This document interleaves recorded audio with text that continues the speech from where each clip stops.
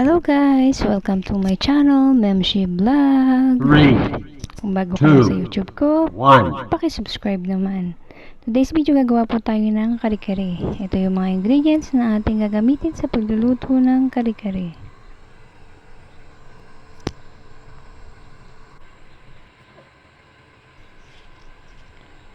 Ngayon guys, magigisa na po tayo. Pasensya na po sa maitim na kawali dahil po ay matagal na po namin ginagawa.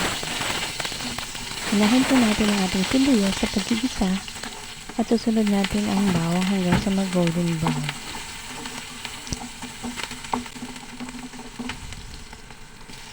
Lalagyan na po natin ang ating spare ribs na pinalambot.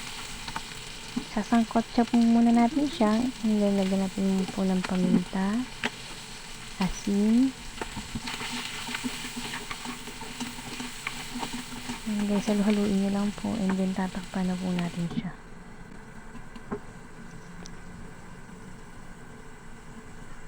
Yan guys, aantayin natin mag golden brown ng ating karne.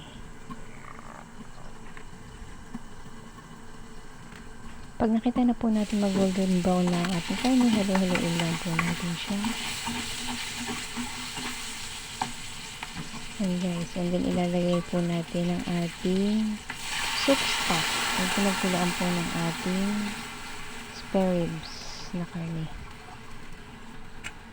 Then after po nyan, takpan lang natin at maglalagay po muna tayo ng Knorr pork cubes.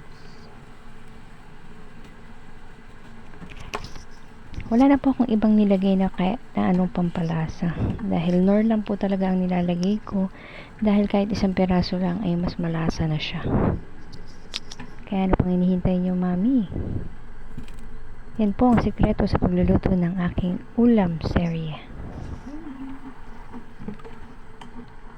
Ayan mga guys, halu-haluin lang po natin siya and then ilalagay na po natin ang ating Mamacita's kare-kare mix. Tansyahin nyo na lang po at dahan-dahan lang pong paglagay para hindi po mamuo ang powder sa ating sabaw. Halo-halo lang guys.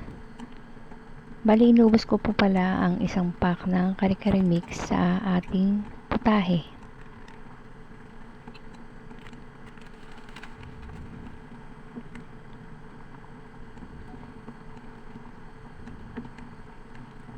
Yan guys, halo-halo lang ng halo-halo hanggang ito ay lumapot. Pwede kayo mag-add ng rice powder para lumapot pa.